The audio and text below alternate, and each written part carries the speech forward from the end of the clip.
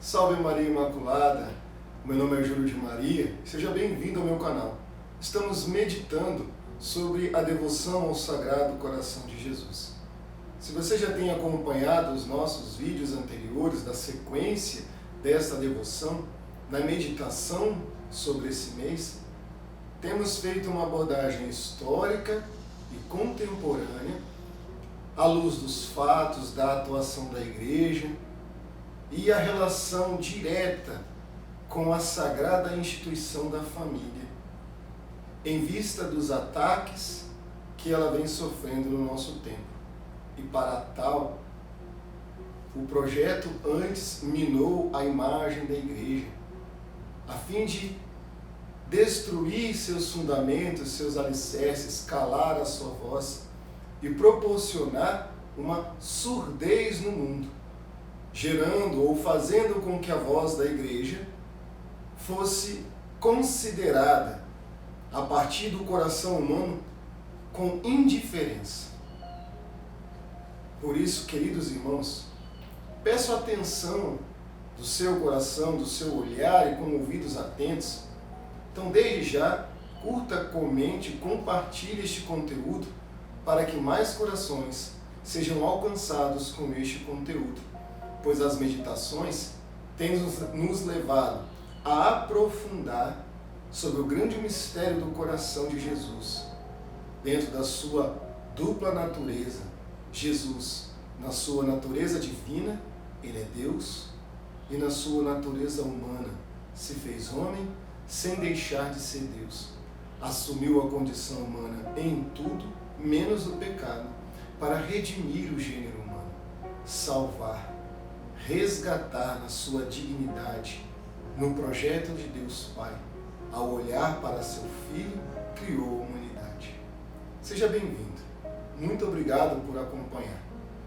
E começando no dia de hoje, é preciso meditar onde nosso Senhor está em Jerusalém e o seu coração aceitando os desprezos. Sabendo que Judas se aproximava acompanhado de um tropel de judeus e soldados para prendê-lo, o Divino Redentor levanta-se ainda banhado todo de suor e sangue, o rosto pálido, mas o coração inflamado de amor. E diz a seus discípulos: levantai-vos, vamos. E onde ia com tanta pressa? Ia ao encontro de todos os desprezos que ele resolvera a sofrer por nós. Os desprezos causam mais dor aos grandes corações que os padecimentos corporais, porque tocam diretamente na alma, infinitamente mais nobre e, por conseguinte, mais sensível que o corpo. Mas quem poderia imaginar que o mais augusto personagem da terra e do céu, o Filho único de Deus, que viera ao mundo se fazer homem por amor dos homens, teria de receber da parte deles desprezos e injúrias como se fosse o último e mais vil de todos os homens? Tal foi, entretanto, o acolhimento feito a nosso Divino Salvador. Vai dizer o profeta Isaías: era desprezado, homem das dores, experimentado no sofrimento. Santo Anselmo assegura que Jesus quis sofrer na sua paixão tão profundas humilhações que não era possível que ele fosse mais humilhado. Jesus foi traído e vendido por 30 dinheiros por um de seus discípulos. Jesus foi negado por outro. Foi arrastado pelas ruas de Jerusalém, amarrado como um malfeitor e abandonado de todos. Foi indignamente flagelado como um vil escravo, esbofetado em público, tratado como louco por Herodes. Este mandou vesti-lo de uma túnica branca, querendo deste modo fazê-lo passar por um homem ignorante e estúpido.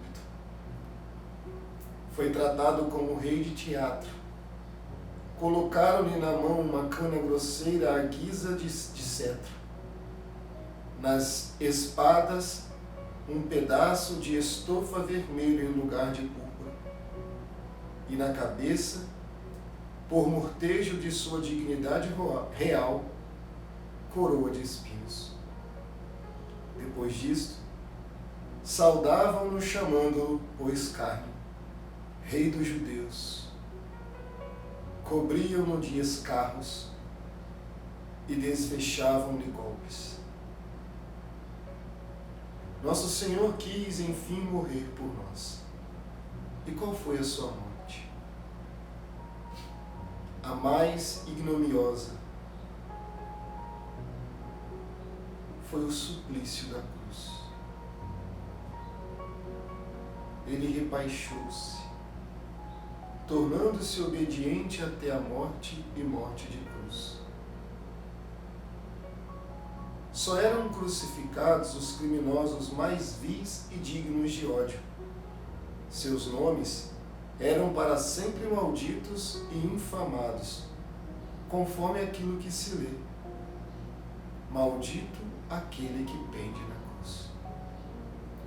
Eis aí a razão pela qual São Paulo diz que Jesus se tornou maldição para nós. O coração de Jesus quis tomar sobre si esta maldição para nos salvar da maldição eterna. Mas, Senhor, neste estado de ignomínia, o que é feito de vossa glória e vossa majestade? Não busquemos aqui em Jesus nem glória nem majestade, porque Ele vem nos dar o exemplo da humildade e nos manifestar o amor que tem aos homens. Amor que o pôs, de certo modo, fora de si mesmo. Vai dizer São Tomás de Villanova: ó graça, ó força do amor de um Deus. E ainda vai ensinar São Bernardo: eis que o soberano Senhor de todos os homens tornou-se o último deles. E quem fez isto? É o amor de Deus para com os homens. Jesus quis nos provar assim quanto nos ama e nos ensinar por seu exemplo a suportarmos com paciência o desprezo e as injúrias. Visto como um Deus assim se humilhou por amor do homem, repugnará o homem humilhar-se por amor a Deus? Tende em vós mesmo os mesmos sentimentos de Cristo Jesus, vai dizer São Paulo. Não merece uma pessoa o nome de cristão, senão aquele que se humilha, procurando imitar o exemplo de nosso Senhor Jesus Cristo. Escolhendo morte tão ignominiosa, o coração de Jesus enobreceu e tornou-nos amáveis os desprezos. Também todos os santos de tal modo se cativaram e foram ávidos dos desprezos, que pareciam não ambicionar neste mundo senão serem humilhados e calcados aos pés por amor de Jesus Cristo. As pessoas do mundo são menos felizes nas honras que lhe dão do que os santos nos desprezos que recebem. Quando o irmão Junípero franciscano era injuriado, tomava sua túnica e conservava como que para recolher pérolas. Cada vez que esta santa alma recebia uma injúria, corria alegre para ante o Santíssimo Sacramento e dizia: Senhor, muito pobre sou para ter alguma coisa de valor que possa vos oferecer, mas vos ofereço este pequeno presente que acabo de receber. Ó quão agradável é ao coração de Jesus a alma que se compraz nos desprezos.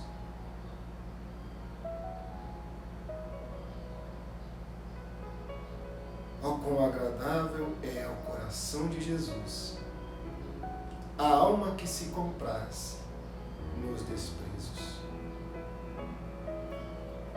Queridos irmãos, na meditação anterior podemos tocar em algumas realidades próprias da missão e da vocação da família e trouxemos um belíssimo testemunho de um apostolado da entronização do Sagrado Coração de Jesus nos lares, para que ele estabeleça ali o seu reino de amor. Falamos da luta travada entre as famílias e contra as famílias, para a destruição das famílias, desta sagrada instituição, querida e criada por Deus. Por isso, em se tratando de família, é necessário que nós tenhamos o nosso olhar seguro sobre o que é uma família. O que é uma família? Precisamos olhar então para a essência, para as causas fins, a finalidade de uma família. Para isso, vamos observar a criação. Dentro de um reino animal, vamos pensar aqui um cavalo, uma égua que acabou de gerar o potrinho. Existe ali uma atividade biológica, natural, que proporciona, que faz com que a reprodução daquelas vidas ou daqueles seres, daqueles animais, perpetuem a espécie a partir de uma realidade sexual. Nos animais, eles geram a descendência e perpetuam a espécie. O cuidado com a prole. Como é que se dá? Em que contexto acontece? Bom, talvez você já tenha tido a oportunidade de assistir ali um potrinho ao nascer e ver que tão logo ele, poucas horas de nascido, logo ele está de pé. E se não lhe tem a mãe, logo e bem rápido, ele é capaz de ter acesso a outros alimentos. Isso é um cuidado da prole. Manter ele junto da mãe, da égua, vai fazer com que ele tenha cuidado, ele desenvolva ali as suas habilidades, né? Vamos colocar no trote, na corrida e próprio também do alimento. Mas nós não veremos transmissão de valores. Olhemos então para a realidade humana. A mãe, ao gerar filho, gerar uma criança, aquela criança ela é totalmente dependente da mãe. E se você pegar uma criança, tirá-la do convívio, do cuidado de um adulto, aquela vida vai findar. Aquela criança vai morrer. Então, a inteligência de que o homem é dotado, sua capacidade intelectiva, ela é, nos primeiros momentos, suplantada pela força. Os animais, com a força, pelos seus instintos, tão logo estão aptos a viver e tão logo estão independentes. O homem não. O ser humano não. Esta realidade de necessidade do gênero humano, ela está associada à dimensão afetiva, o vínculo familiar, o vínculo amoroso, o desenvolvimento e o crescimento que o amor proporciona no coração de quem ama. Uma mulher que gerou no seu ventre uma criança e a ama. Ama na gestação. Ama no parto.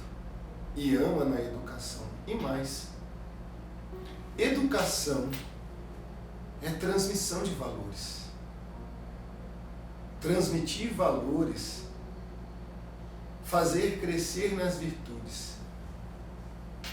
Então já estou trazendo aqui alguns pontos interessantes de criar links entre as meditações anteriores sobre a vocação e a missão da igreja de fazer discípulos, ou seja, ensinar, e aquilo também que é a missão da família. Por isso, quando nós colocamos dentro desse contexto de transmissão de valores, de vínculo afetivo, é preciso trazer uma realidade que só o gênero humano possui. Uma alma. E esses valores, essas culturas, elas estão inscritas nessa realidade espiritual. Então, quando nós falamos entre revolução cultural, mentalidade revolucionária, transformação das culturas, nós estamos trazendo um outro nome para o combate espiritual. E é isso. Por quê? Porque a alma é imortal. E o sentido, essa dimensão da família, ela vai trazer esse caráter exclusivamente humano. Explico melhor. Família só os homens têm. Porque o contexto e o conceito de uma família está no amor, na transmissão dos valores, no crescer da sabedoria e educar na transmissão desses valores numa dimensão transcendental. É nesse o contexto de família. Porque família não é procriar, família é educar. E o que é educar, como eu já disse, é formar nos valores, nos princípios, com fundamento. Porque e educar não é só ensinar bons modos. Não é como sentar, não é como falar, não é como comer, não é como se comportar, tom de voz. Educar não é só bons modos. E aqui a gente consegue identificar um elo entre a missão da igreja e a missão da família. E por isso, a igreja chama, já utilizado no vídeo anterior, da meditação do dia anterior, a igreja olha para a família e chama a família de igreja doméstica. Há duas formas de você provocar uma surdez. A primeira é você tapando os ouvidos dos ouvintes. E a outra é calar a voz de quem é do falante. A igreja tem a sua missão de falar e anunciar até o seu encontro definitivo com Jesus, bom pastor, Jesus, rei do amor. Então, a outra forma de fazer com que a voz da igreja não seja ouvida é tapar os ouvidos, esvaziar o sentido, tirar da essência. Porque a família, na sua realidade particular, cumpre o que antes a igreja realizava na formação, no processo de educação, na sua missão educadora, mas que nós vimos historicamente em tratados onde, deixada de lado, retirada e deixada de ser percebida e identificado o papel social da igreja no processo da educação, antes eles pensavam, bom, tiramos isso da igreja, conseguiremos instituir uma nova sociedade. Mas as famílias estavam profundamente arraigadas na igreja. E perceberam que as famílias cumpriam o papel de igreja doméstica. Mas agora, nesta experiência atual, calar a voz da igreja ou ensurdecer os corações, os ouvidos dos membros da família, com um novo discurso dizendo que a voz da igreja é anacrônica, retrógrada, ultrapassada, que o seu conceito familiar não serve para o nosso tempo e que ela não é mais necessária. Aliás, instituindo novos valores de paz, de fraternidade, novos valores. Com isso, eu quero colocar ante os seus olhos e ao teu coração que o que eles querem fazer com um novo conceito de família, nessa perversão, é fazer com que a família criada por Deus desça ao nível das relações dos animais. Sim. Porque é uma preocupação meramente sexual, reprodutiva. A preocupação entre duas realidades. E eu vou colocar esse primeiro, número 1, porque ainda vou abordar em outros momentos das meditações. Um controle demográfico, um controle populacional. E acredite,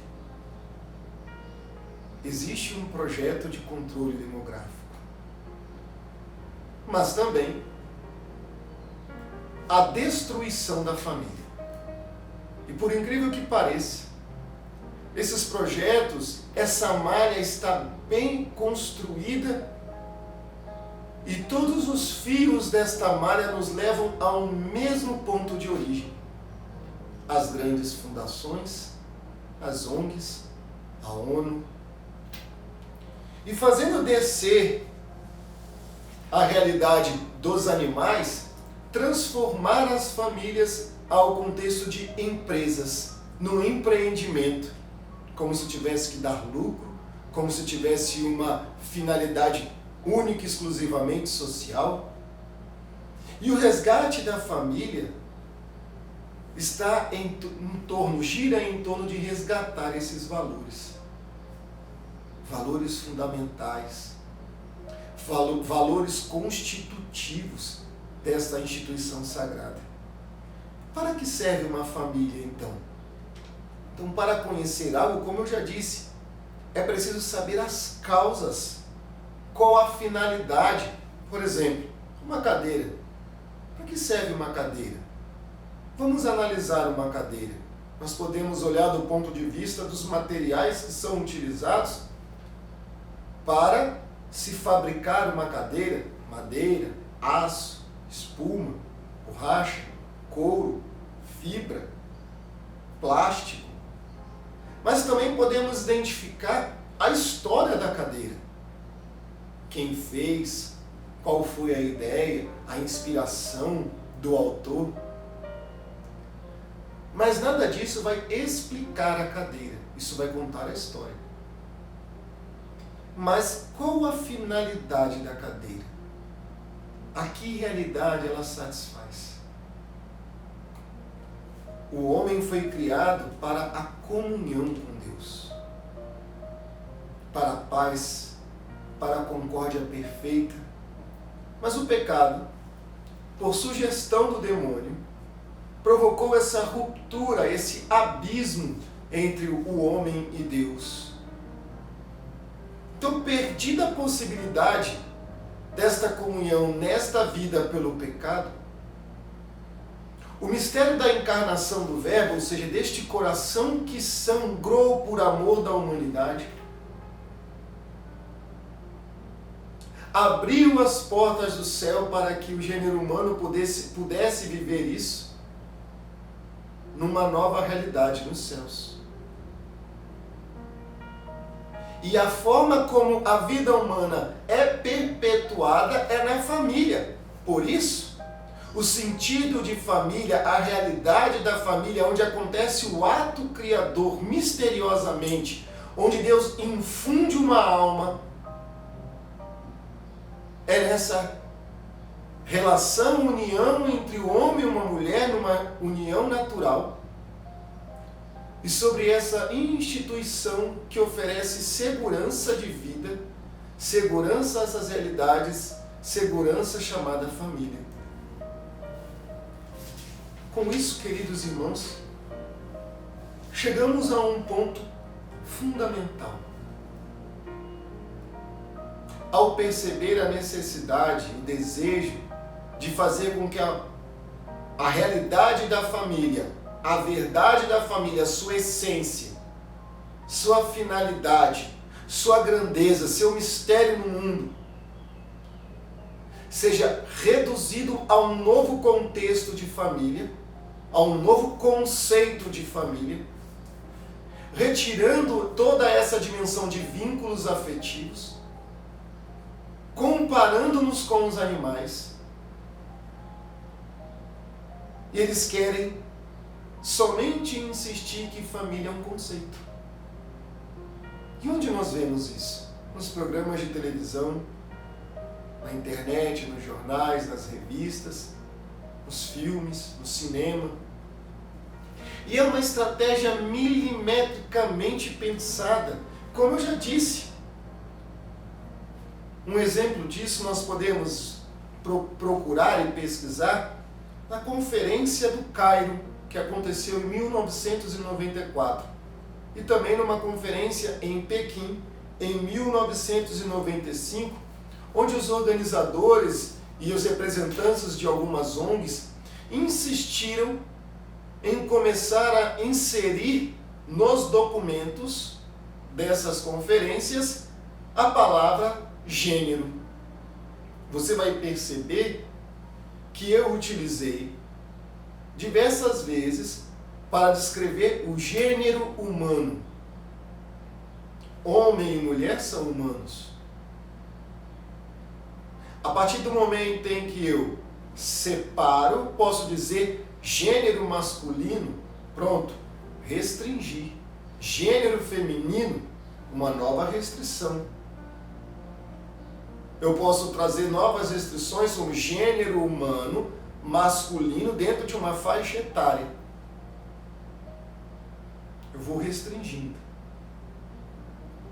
Eles querem utilizar a palavra gênero, e aí é interessante a gente lembrar que gênero, do inglês, gender, é sinônimo de sex. E Judith Butler, uma feminista, ela vai dizer que sexo é aquele com o qual a pessoa nasce biologicamente, mas gênero é uma construção social, uma identidade que é construída ao longo da vida. E para isso, gênero, ele pode ser masculino, feminino, bissexual, transexual, ou seja, é um construto social. Comportamento. As grandes fundações despejam rios de dinheiro. Bom, quem são as grandes fundações?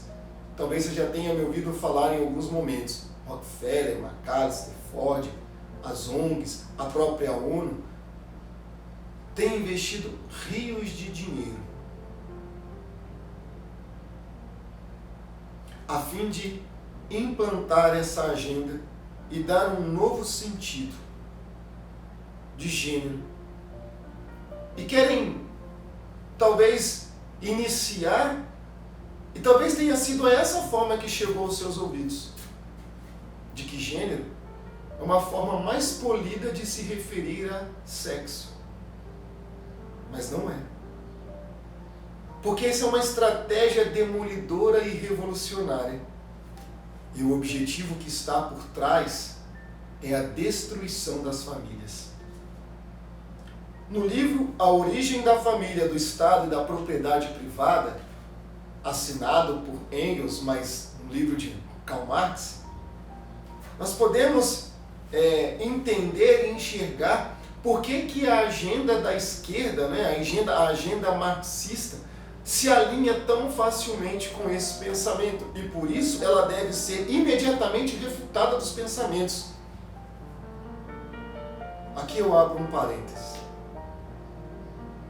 Não confunda o reino social de Jesus, que está diretamente alinhado à doutrina social da igreja, com o pensamento marxista.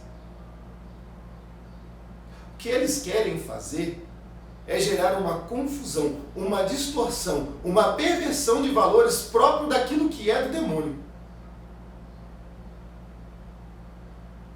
Querendo explicar e fundamentar as ações desse projeto diabólico como que inspirada na ação da igreja. Isso nada tem a ver. Fecha parênteses. Porque quando nós vamos identificar neste livro, o marxismo, para o marxista, a origem da desigualdade está na família. Porque o homem oprime a mulher. A realidade patriarcal, a família patriarcal, o homem se posiciona, atua como dono da mulher e dos filhos. O conceito de família patriarcal. E eles querem abolir isso. O discurso é esse. E eles afirmam: não haverá igualdade social enquanto não conseguimos destruir a estrutura da família patriarcal. Vamos olhar então esse ponto. O homem que oprime a mulher. O movimento feminista. Se fosse assim, o feminismo lutaria pelo direito da mulher. Se fosse assim, o movimento feminista se concentraria em conquistar direitos que as mulheres têm e que os homens não. No entanto, não é bem isso que acontece. Porque o grande objeto, o grande discurso que está por trás de todo o pensamento feminista é gênero. Sim, gênero. Agenda de gênero. E a mulher tem direito a tudo nos discursos do feminismo. Menos ser mãe. Menos ter uma família, porque isso eles rechaçam imediatamente. Mas continuando. Porque o papel tradicional da família, ou seja, da mulher nessa estrutura tradicional, é que deve ser abolido. E eles chamam isso de ditadura do biologismo. Portanto, quando vocês ouvirem a palavra gênero, acende a luz de alerta. E comecem a questionar e pensar o que pode estar por trás deste pensamento, desta ideia, deste discurso. Quando nós falamos das grandes fundações, quero trazer à tona que há um pequeno número de multimilionários que pensam e acham que podem decidir o rumo da humanidade. Como eu disse, em vista das questões de gênero, estão duas as realidades muito duras, com potencialidades elevadíssimas de destruição da família. As questões de gênero e o aborto. Uma na destruição da família diretamente, e a outra na destruição da família e também do controle populacional. É importante lembrar agora o que aconteceu na Suécia na década de 60. O socialismo implantado, e lá, a partir de um livro que você pode pesquisar na internet, O Caminho da Igualdade. Qual era a ideia? Tirar as crianças do convívio familiar.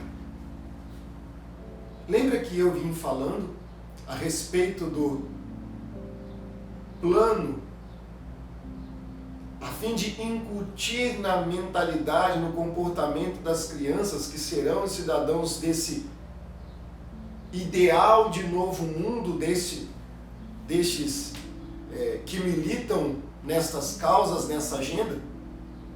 Retirar as crianças do seio das famílias. Para quê? Para não haver mais transmissão de valores, de virtudes, e esses valores agora sejam unicamente transmitidos pelo Estado. Por isso, escolas de tempo integral, onde a criança passa o dia todo longe da família, começa a haver uma ruptura desses vínculos afetivos e o olhar muda como que uma dependência do Estado, ao ponto de dar a ele a autoridade de tomar decisões sobre a vida, sobre os rumos da existência humana. Por isso a gente vai perceber que o que está por trás daquilo que eles chamam do homeschooling, né? Da negação, da não aceitação do homeschooling, não é a capacidade de desenvolvimento da criança. Pelo contrário, está mais que provado que no homeschooling as crianças que vivem esta realidade de aprendizado têm mais capacidade de aprendizado, são aproveitadas de modo mais profundo, dinâmico nas realidades de emprego, desenvolvem outros talentos. O que está por trás é uma agenda a fim de incutir nas crianças, na mentalidade, novos valores, aquilo que está alinhado com a engenharia social pelo qual o mundo tem passado. Por isso, queridos irmãos, nós vemos hoje a tramitação em tantas frentes a fim de aprovar essa ideia de gênero no Brasil e no mundo. Podemos lembrar agora o que vai ensinar as autoras de gênero ao longo da história, como eu já citei Judith Butler, mas podemos citar Simone de Beauvoir, que ela vai virar e dizer: não se nasce homem ou mulher, e aqui o olhar dela é mulher, porque ela é feminista, não se nasce mulher, se torna mulher. Sulamit Firestone, que vai dizer a diferença entre a esposa e a prostituta, é que a segunda faz sexo mediante o pagamento. E para ela, a prostituta está em um grau mais elevado do que a esposa, do que a mãe de família. Ora, aqui nós estamos colocando a dimensão da dignidade, porque o olhar da dignidade da existência, da realidade humana, tem a mesma dignidade, foram criadas à imagem e semelhança de Deus. É a mesma dignidade. Também do homem e da mulher, a dignidade é a mesma. Mas nós percebemos que num exato momento nós chegamos numa etapa da história onde há uma necessidade de tomada de postura, de assumir uma postura e tomar uma decisão. Fizemos esse caminho até aqui, e aqui eu fiz uma abordagem, tentei fazer uma abordagem, claro que essa explicação ela se dá ao longo de séculos, décadas de desenvolvimento da história de um projeto, e aqui eu estou explicando em questão de minutos, mas para formar uma ideia, para que você esteja atento, alerta sobre essas coisas que estão acontecendo ao seu redor. Antes, a voz da igreja foi calada e a transmissão de valores, virtudes e santidade foi transformada pela realidade da necessidade em formar bons cidadãos. Agora, os bons cidadãos não se dão a partir das virtudes morais do Ocidente, mas assim em aceitação de novos valores Valores deste novo mundo pensado por uma pequena minoria que querem deter e controlar os rumos da humanidade. Neste vídeo, nesta meditação, eu quero primeiramente provocar uma indignação no teu coração sobre todas essas coisas que vêm acontecendo. Mas num segundo momento, eu quero também convocar a você para aquilo que é o convite do Padre Mateus meditando. A devoção ao Sagrado Coração de Jesus é uma arma poderosa para os nossos tempos. E neste mês, um tempo propício para que você possa fazer a intronização do Sagrado Coração no seu lar. Como já contamos no vídeo anterior de um testemunho de conversões, mas para que seja estabelecido desde já, não de modo fictício, mas numa realidade mística, espiritual, proporcionando a dependência, proclamando o reinado de Jesus nos corações, proclamando o reinado de Jesus nas famílias, proclamando o reinado de Jesus e que dele provém a vida, e que a total dependência é dele, exclusivamente dele, que da sua vida extinta no madeiro da cruz, ou seja, do seu coração transpassado pela lança, vem a vida que vem o alimento que nutre a nossa vida, vem a vida que nos vivifica, para que com seriedade as famílias se posicionem e assumam sua postura no cenário nacional, mundial.